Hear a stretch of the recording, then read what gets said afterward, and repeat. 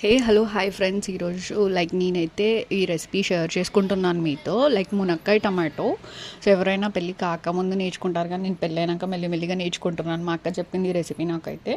So ప్యాన్లో అయితే మనం పెట్టేసుకున్నాక ఆయిల్ అయితే హీట్ ఎక్కాక ఆనియన్స్ అండ్ పచ్చిమిర్చి అయితే వేసేసుకోవాలి. మనం వేసేసుకున్నాక కాసేపు అయినాక అల్లం పేస్ట్ వేసుకోవాలి. అల్లం పేస్ట్ వేసుకొని కలుపుకొని పక్కన పెట్టేసుకోవాలి.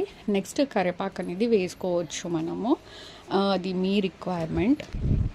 సో కరివేపాకు అయితే వేసుకున్నాక తర్వాత పసుపు యాడ్ చేసుకోవాలి. మనం పసుపు వేసేసుకొని మొత్తం కలిపి పక్కన పెట్టేసుకోవాలన్నమాట. మనం పక్కన పెట్టేసుకున్నాక సో అది కొంచెం వేగాక మనం నెక్స్ట్ టమాటోస్ వేసి పక్కన ఒక 5 to 10 minutes అలా గ్యాస్ మీద అయితే పెట్టాలన్నమాట. మనం సిమ్లో పెట్టాలి.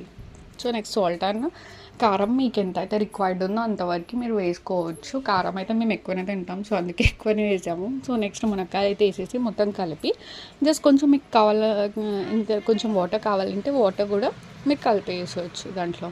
సో అది పక్కన పెట్టేసి కాసేపు అయినాక కొత్తిమీర వేసేసి అయితే పెట్టేయాలి. సిమ్లో పెట్టి దించాలి. So bye friends, that's it.